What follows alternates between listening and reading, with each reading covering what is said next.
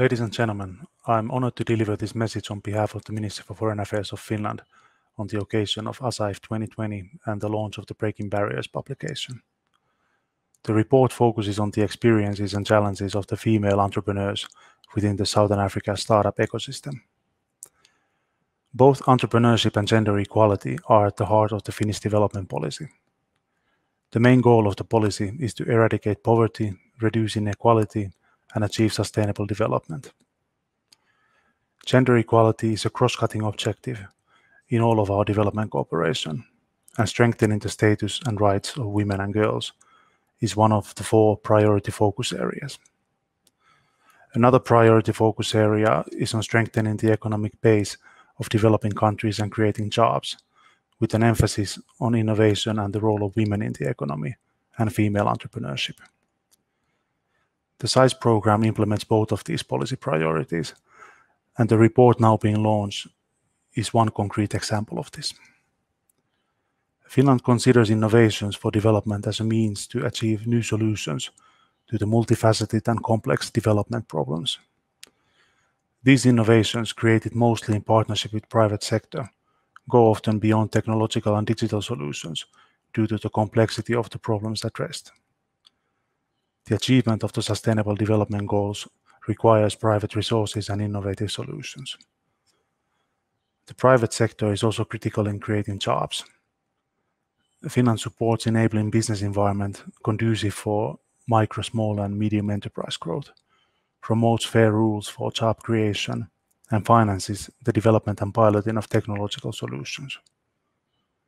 Finland promotes the expansion of innovation ecosystems and capacity of the private sector, and develops innovative solutions for development challenges.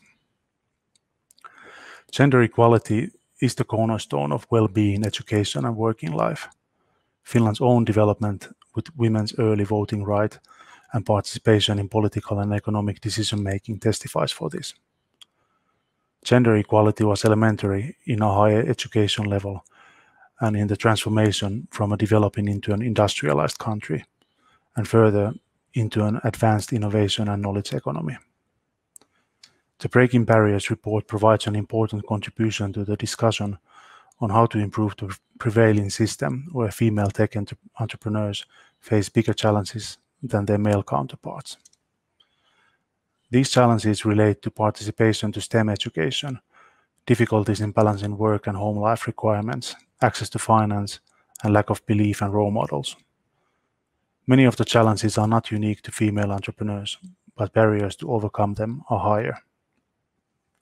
The report also brings forward inspirational female tech entrepreneurs, innovation support service providers, and startup companies led by women. I'm very much looking forward to the panel discussion today, and I'd also like to congratulate the SAIS team, HIVOS, and all those who contributed to this important report. Thank you very much.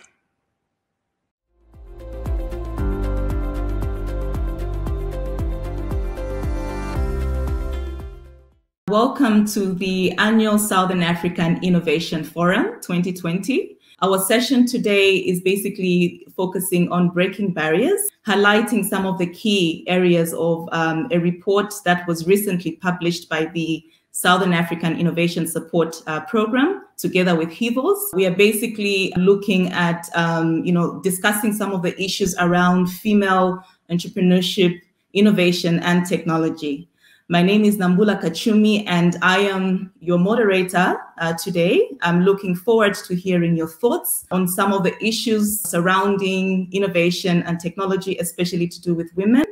And so I have very eminent panelists today, and I'd like to begin by welcoming Rachel Sibanda, who is the co-founder and director at mHub in Malawi.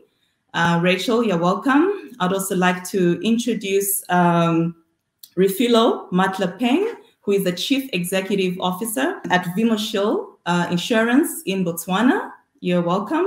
Third, I'd also like to introduce Auri, who is the independent consultant and has also worked with the SAIS program and has really also spearheaded the publication of the Breaking Barriers report.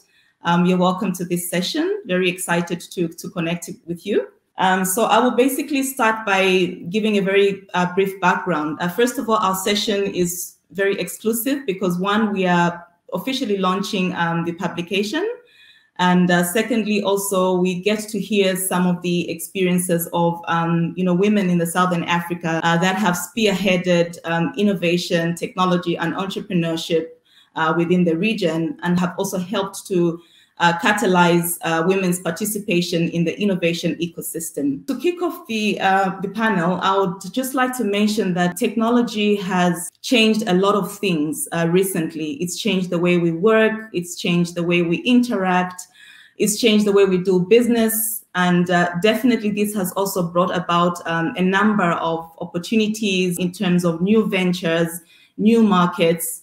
But I think it's also important to, reflect on the kind of integration that needs to happen, especially when it comes to do with women who form more than half of the world's population. The publication itself, the Breaking Barriers publication, highlights, some of the opportunities, but also barriers that women that are driving technology startups are facing. So to kick off the discussion, I would first of all like to pose a question to Refillo. Refillo, first of all, great work that you're doing in terms of supporting one of the key elements of inclusive financial access, especially to the bottom of the pyramid.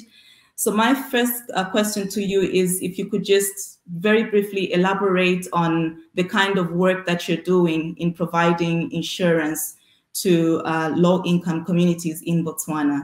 What we have realized is the importance of financial inclusion in Africa and the whole of SADC, that we managed to spot a gap that we have realized that it excludes a lot of people financially. So we came up with a solution which we saw fit that it will be able to include everyone else.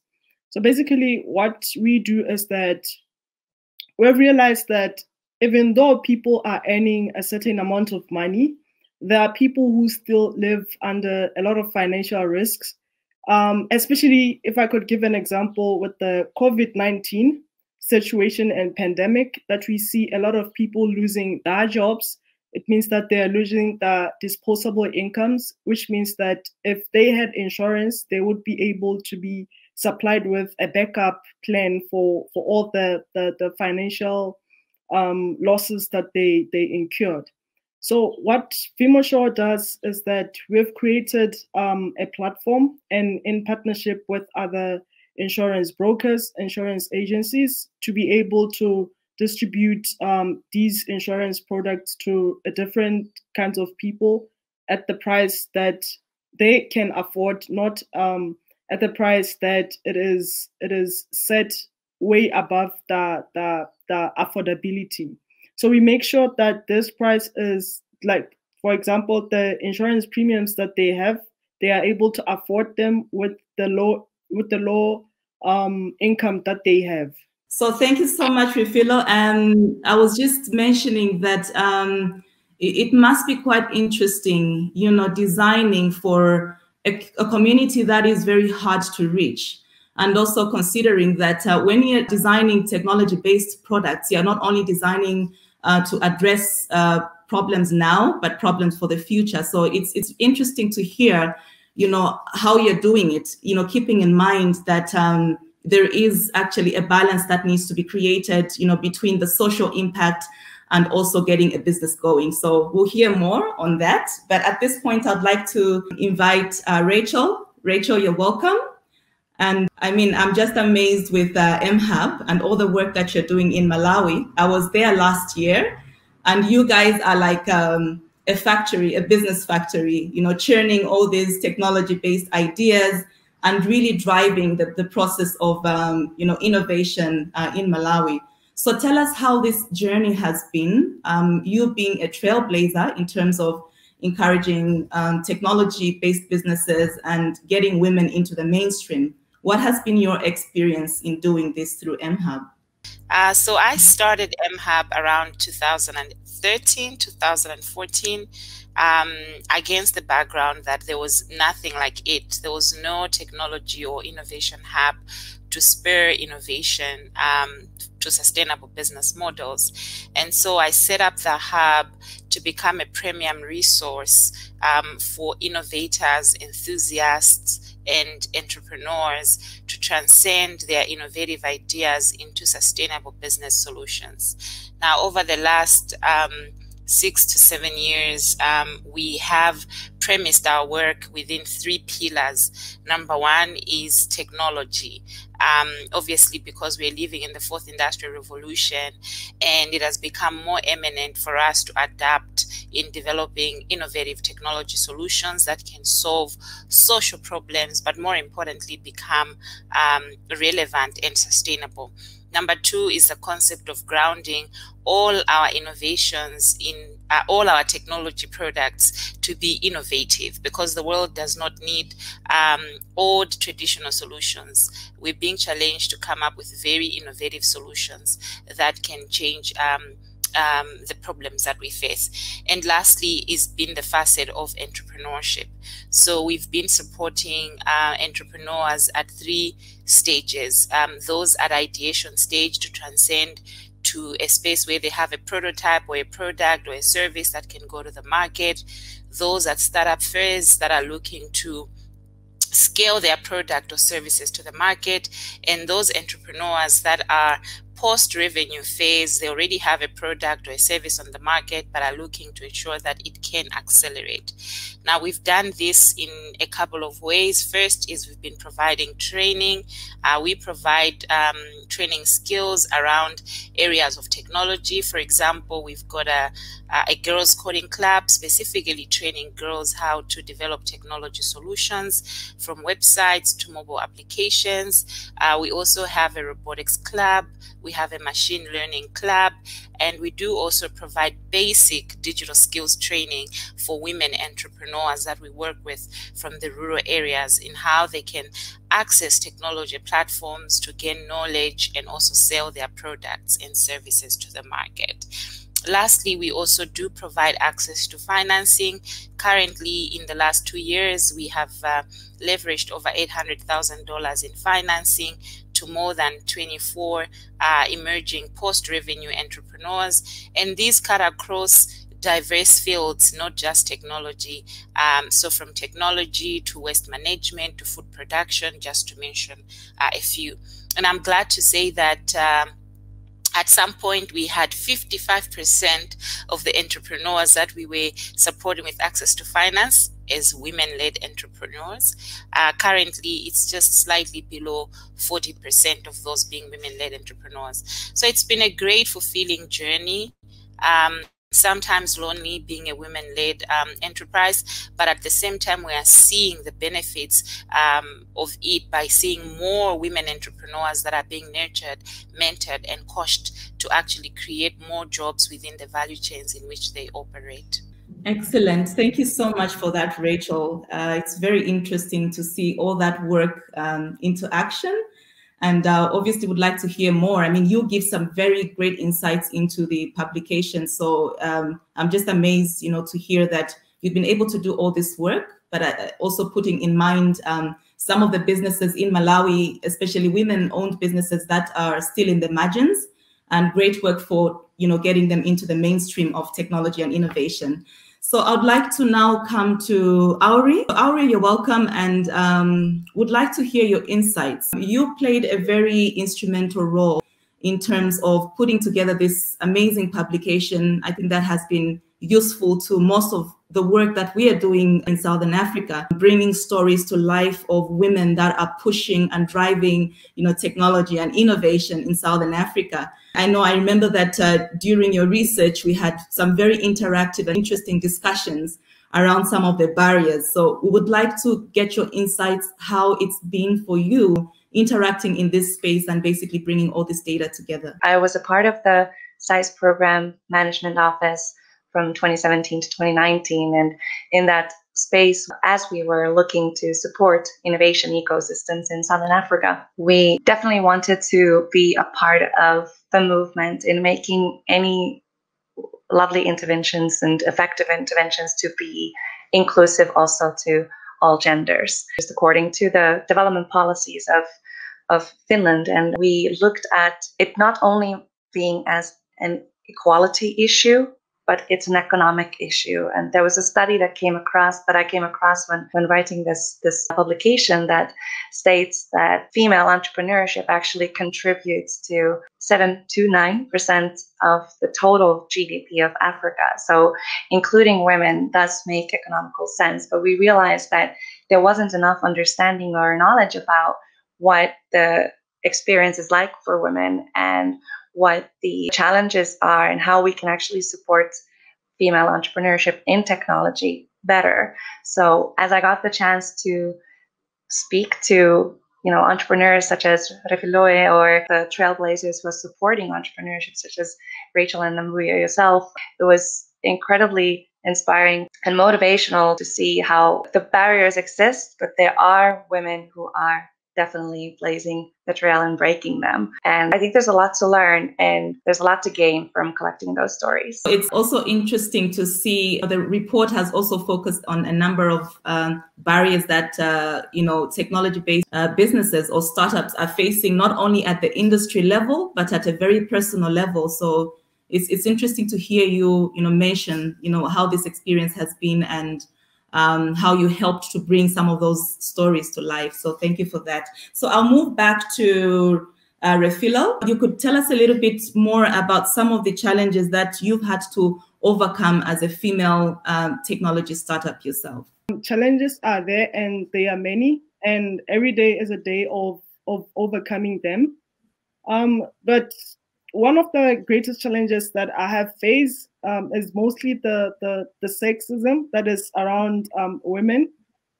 For example, we're still living in a country where most people don't know that women can be greatly involved in technology, or a woman can lead a whole technology company, or even be the lead software developer of that company, of which that is something that I've realized that I've maybe pioneered that path to show other women that even though there are such barriers, or where you can find yourself as the only woman in a room, it doesn't mean that you are incapable or you don't belong there. You still have to go forward because you do belong in that place. And I think if we look at the overall statistics or numbers, we realize that most companies which are funded or which receive funding are those companies which have more men in that team than women. We find out that it's mostly the men who get more funding. That's also another challenge, that you still have to prove yourself as a young woman that you can actually do it. And sometimes you may have to use other strategies which involve, maybe you have to put more men in your team so that they can be a remarkable balance to continue satisfying or convincing the other parties that indeed this is a strong party. But with the support that comes with incubators, which mainly support female founders, it has been a bit better in terms of the funding that we get, the opportunities or the access that we get with maybe partnerships of other companies, multinational companies, which open doors for innovation and startups. Okay. So thank you so much, Refilo, for that response. It's just great to hear you talk about how you've been able to navigate through some of those challenges. So at this point, I'll move to you, Rachel. Rachel, so obviously you've been in this, you've had experiences from starting an incubator or accelerator that is basically focusing on supporting innovation. So in your view, why do you think it is important to have female technology-driven businesses and ideas, in this particular sector, based on your experiences in Malawi? Women make up almost half of the world's population, and I think Auri also alluded to that. And it reminds me of what Barack Obama once said, that we can therefore not talk about development of the world leaving behind half of the world's population. And as we talk about tech development, innovation within the technology space, developing innovative technology solutions that can, serve mankind, we cannot do that without the collective intelligence, the diversity that would come from, integrating gender dynamics in terms of leadership, but also implementation of technology entrepreneurial ventures. So it becomes important to integrate women, to support women-led enterprises, considering the fact that they bring perspectives, they bring the diversity and the collective intelligence that would ultimately lead to more profitable, more usable solutions within the technology space. But it's also important for us to highlight that research has actually shown that, in institutions or enterprises that have greater gender diversity have more likelihood of coming up with higher financial returns, higher productivity, and better sales, better profits. And more importantly, within the technology space, as Refilo was mentioning, it is a very largely male-dominated space. In fact, I was reading a certain research that was showing that the technology space is one of the disciplines where there are fewer women than most of the science, technology, engineering, and mathematics fields. So it becomes important for us to continuously build the pipeline for women to lead institutions, to lead enterprises in the tech space, so that we can create a pool of role models, mentors, and leaders that the young girls can look up to, so that we are building a generation that can become more equal in representation of women and men in all spheres of life, including technology. Thank you, Rachel. So where have you seen the most traction, in terms of, developing these systems that provide a support structure for an enabling environment for tech businesses, not only in Malawi, but in the region? So I think we are seeing interest, particularly at the bottom of the pyramid. What I mean by that is starting to nurture the young ones, in particular girls, building their experience and expertise in technology, making them comfortable with technology. We have seen some of the girls that started off within our Girls Coding Club, learning basics of tech development, growing up and maturing to actually start their own technology-led enterprises.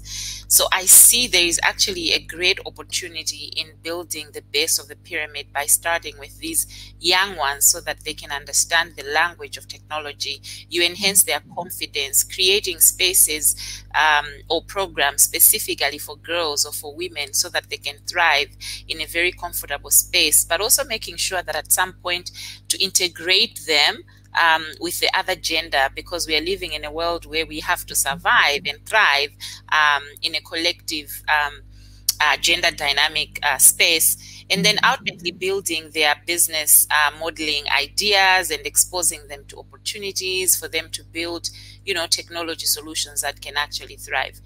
But lastly, I also wanted to say that we're also seeing traction within even older women. I'll give you an example of a project where we are specifically working with women cooperatives in rural areas, in 6 rural districts. These are women who have largely not attained, proper formal education, but we've been able to help them to understand the basics of leveraging the use of technology for their businesses. And a case in point is a cooperative group that is selling mushroom, who we supported with branding and marketing support. And now they have found the power of social media and have been able to market their products on social media platforms and extended their profits by 40%, just because they have moved on to the digital spaces. So there is traction and opportunities we are seeing in the different groups, different initiatives for the various demographic segments of the population. So I'll now move to Auri. So Auri, given your experience in training and capacitating, innovation ecosystems and female entrepreneurs, what are some of the like 3 major catalytic actions that you think need to happen in terms of creating a better enabling environment, not only for technology businesses, but for the ecosystem as a whole? On the findings of the study, there I could really maybe level it out in 3 different aspects. So we need catalytic change on especially the personal level of the female entrepreneur, on the ecosystem level, which Rachel alluded to, a really lovely setup on the values of that the ecosystem can bring, but also on a community level that I think influences a lot of what will happen in the life of a female entrepreneur. And there, I just want to highlight the personal, on the personal level. I think that us women are quite often still bound by certain self-limiting belief. I think, I don't know if you've experienced any kind of imposter syndrome in your life, but I've certainly have. And I think that came across in my discussions in the focus groups in Zambia, South Africa, and Namibia that we ran as a part of the study. And I think if we can ourselves work on boosting our confidence and taking that spot that, for instance, Refi Lois is really in an inspirational way claiming that there can be a catalytic change in that. On an ecosystem level, what both Rachel and Refi definitely alluded to was the tech space being dominated by men when it comes to investment. So ecosystem actors can definitely make sure that the gender representation is guaranteed. VC for Africa lent us some interesting data into the study when we partnered together also with the connected hubs to scope to understand the landscape of female entrepreneurship. And the investment readiness didn't, or the investment related matters didn't come up that much in the study because we were focusing on an early stage trajectory. So, but the matters of having role models, having those female mentors, and having the business trainers on the ground saying, by the way, your all male team is going to need some female perspective in order to generate more revenue and to be more sustainable in the future. So this is really important for a catalytic change on the ecosystem level. But in our communities and in the communities in Southern Africa, there's a lot that can be done in matters of support that is absolutely free and easy to do right away if we just adjust ourselves. So when the women were sharing their stories about being disencouraged to go on the path of an entrepreneur because that's a tough job and that's for men, we can adjust this in a little bit where if we hear those stories of women on that path of entrepreneurship, that we can support them mentally and just saying, you are doing something incredibly brave, just keep on going. And I think us as consumers, we can support our local entrepreneurs by buying locally and not assuming that we can only buy technology products from men, but also trust our female sisters, mothers, aunts, and daughters and friends in this aspect. We can immediately go and like each other's Facebook pages and support the businesses through that. So there's a lot we can do. And I think together on those 3 levels, the personal, ecosystem, and community, we can definitely bring the catalytic change that I think a prosperous Africa really needs. I know that you spoke to a number of women across the Southern African region. So in your view, according to the kind of responses that you were getting, how different were their views in terms of some of the barriers that they were facing in the technology ecosystem? Did you have very diverse views? The diversity of the views was certainly there, but there was a lot, like the data became saturated quite soon.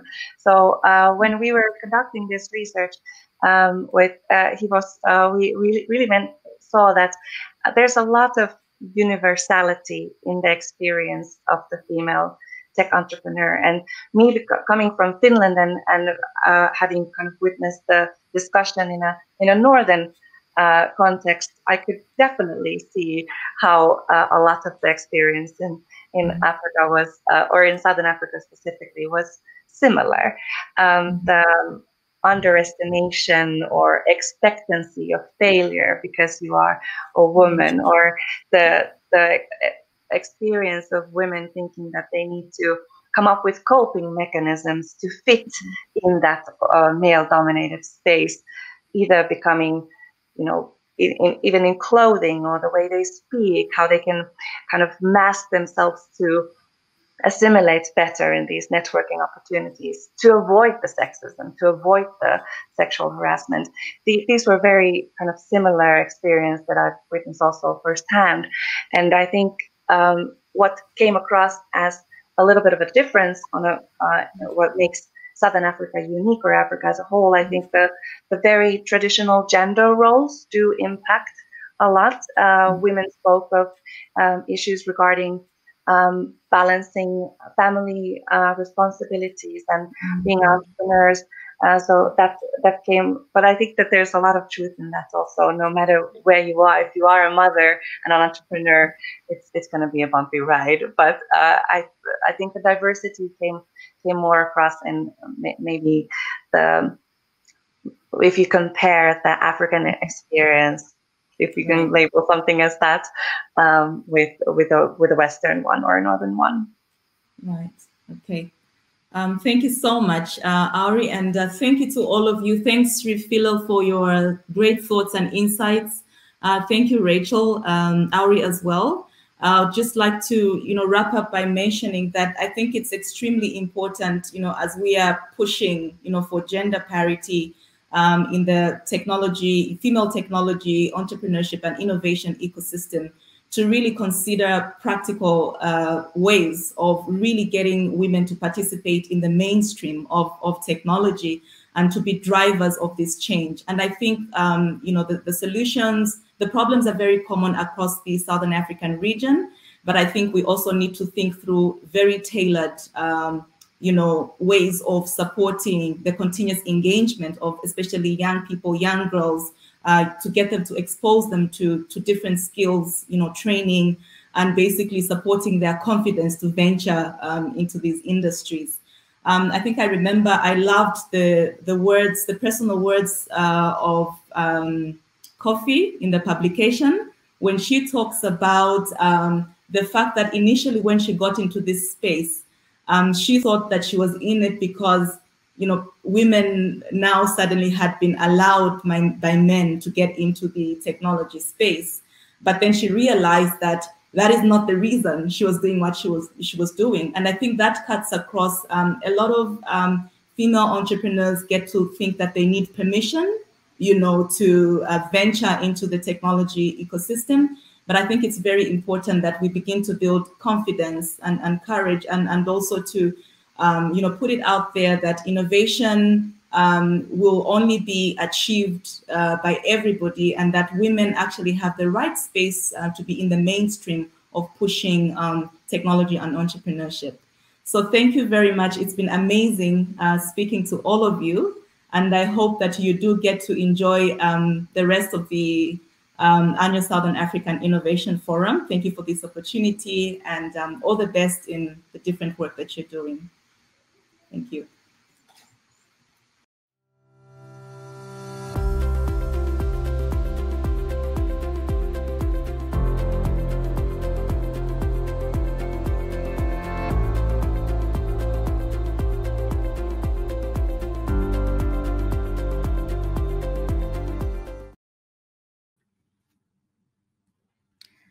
So thank you so much. So at this point, we'll get into the question and answer.